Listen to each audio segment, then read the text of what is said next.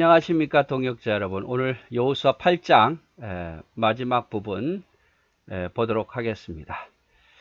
자, 이스라엘 백성이 드디어 아이성을 정복하죠. 7장에서는 아간의 범죄로 실패했는데 8장에서 다시 하나님이 은혜를 베풀어 주셔서 용납하셔서 용서하셔서 아이성을 이제 정복합니다. 자, 정복하고 어디로 가느냐? 자, 여리고에서 아이성을 정복하고 베델이 이 근처에 있는데 세겜이라는 지역에 가서 그리심과 에발산으로 갑니다. 그리심과 에발산. 그래서 이렇게 정복하고 여기까지 정복을 했겠죠. 그리심과 에발산으로 가는데 여기 세겜이 있거든요. 세겜. 이스라엘 갈 때인데 여기서 점심 먹은 것이 기억납니다. 네. 이 정도가 이제 세겜 땅이고, 마운틴 에발, 마운틴 그리심 해서 그리심산에서 축복, 에발산에서 저주. 이스라엘 백성들 12지파도 나누어서 그리심산의 절반, 에발산의 절반 있게 하죠. 그리고 여기에서 대제사장이 축복과 저주를 선포합니다. 백성들은 여기서 아멘 아멘 하죠. 그 내용이에요. 오늘 내용. 자, 30절. 그때에 여호수아가 이스라엘 하나님 여호와를 위하여 에발산에 한 제단을 쌓았더니 이는 여호와의 종 모세가 이스라엘 자손에게 명령한 것과 모세의 율법책에 기록된 대로 새 연장으로 다듬지 아니한 새 돌로 만든 제단이라. 무리가 여호와께 번제물과 화목제물을 그 위에 드렸으며 여호수아가 거기서 모세가 기록한 율법을 이스라엘 자손의 목전에서 그 돌에 기록하며 온 이스라엘과 그 장로들과 관리들과 재판장들과 본토인뿐만 아니라 이방인까지 여호와의 언약궤를 맨 네 사람 제사장들 앞에서 궤후 좌우에 서되 절반은 그리심산에 절반은 에발산에 섰으니 이는 전에 여호와의 종 모세가 이스라엘 백성에게 축복하라고 명령하신 대로 함이라. 명령하신 대로 함이라. 명령하신 대로 함이라.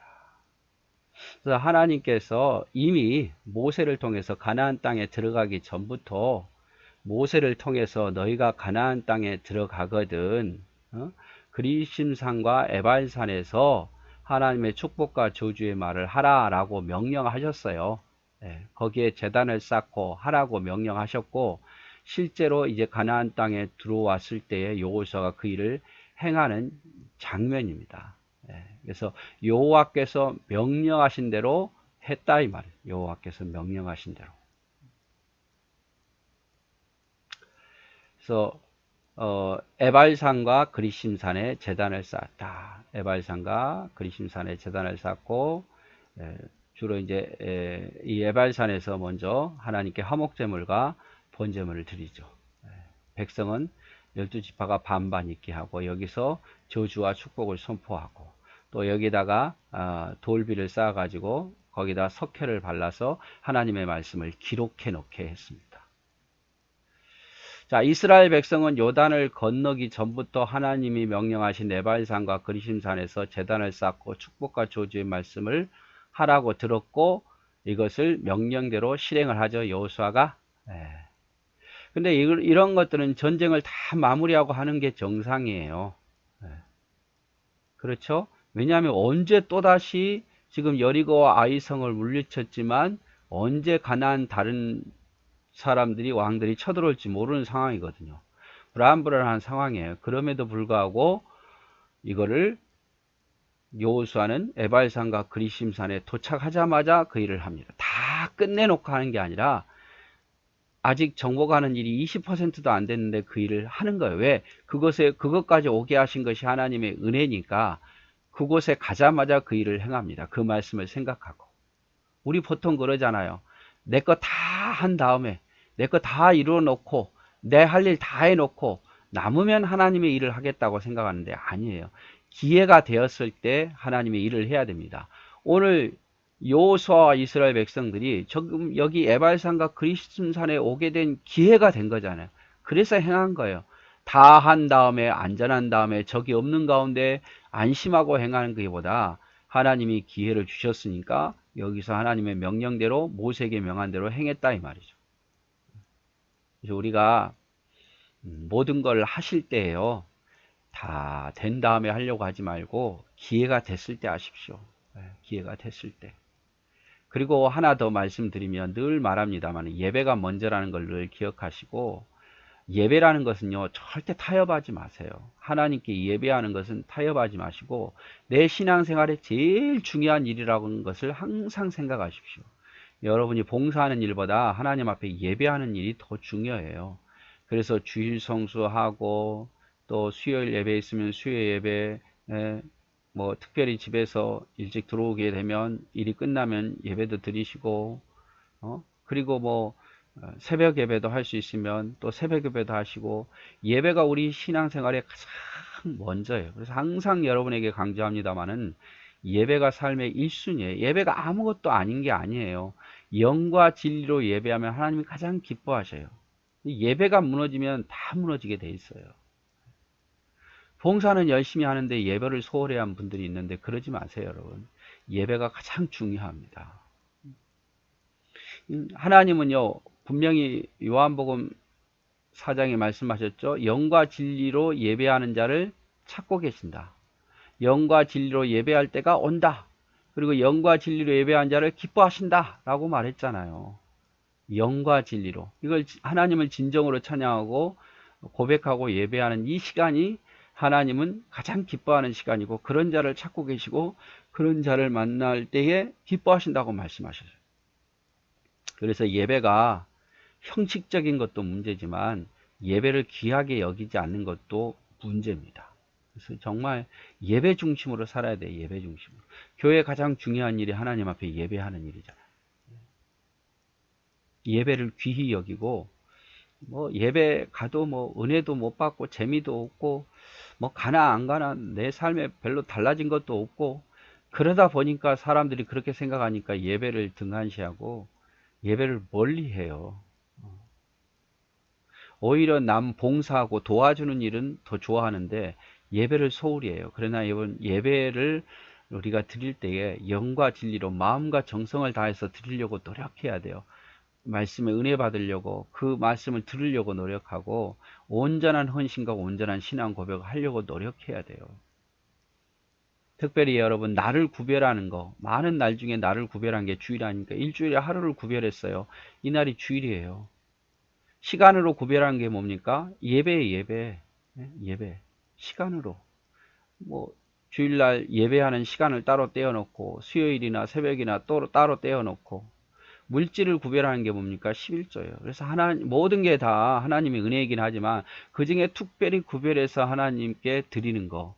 그거 하나님이 얼마나 기뻐하시겠습니까? 날을 구별하고, 시간을 구별하고, 물질을 구별하고, 이스라엘 백성 중에서 구별해서 레인을 세우고 레인 중에서 구별해서 제사장을 세우고 그렇게 다 하잖아요.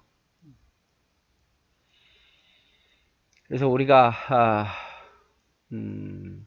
기회가 됐을 때 이스라엘 백성들이 다 정복한 다음에 한 게 아니라 에발산과 그리심산 세겜에 도착하게 되는 기회가 됐을 때 그 일을 실천하는 것을 보면서 우리가 기회가 됐을 때 하나님의 일을 하자.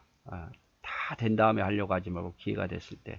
그리고 가장 우리 기독교인들에게 중요한 것은 예배라는 것을 꼭 기억했으면 좋겠습니다. 자, 34절 그 후에 여호수아가 율법책에 기록된 모든 것대로 축복과 저주하는 율법의 모든 말씀을 낭독하였으니 모세가 명령한 것은 여호수아가 이스라엘 온 회중과 여자들과 아이들과 그들 중에 동행하는 거류민 앞에서 낭독하지 아니한 말이 하나도 없었더라. 다 낭독하는 거죠. 네. 여기서 축복의 말씀, 저주의 말씀, 그리심산을 향해서 축복의 말씀하면 아멘, 에발산을 향해서 저주의 말씀하면 아멘. 여러분 백성을 에발산과 그리심산으로 나눈 이유가 뭐겠습니까? 우리는 하나님께 책망도 아멘으로 받아야 되고 칭찬도 아멘으로 믿음으로 받아들여야 돼요.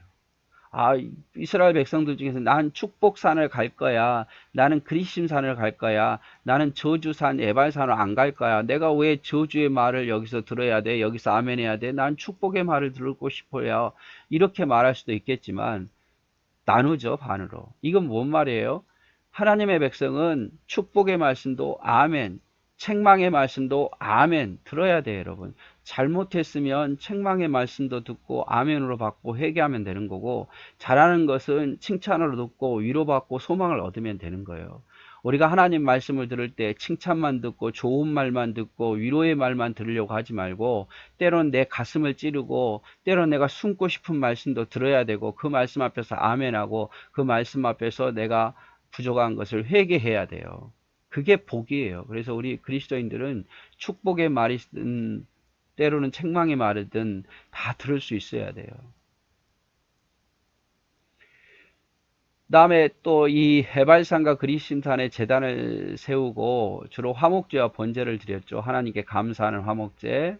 네, 돌에 석회를 발라 말씀을 기록하게 했어요. 그러니까 돌을 세우고 그에다 이제 진흙 같은 석회를 발라서 기록하게 했는데, 왜 그렇게 기록하게 했겠습니까? 말씀을 잊지 말라는 거죠. 하나님의 말씀을 잊지 말라는 거예요.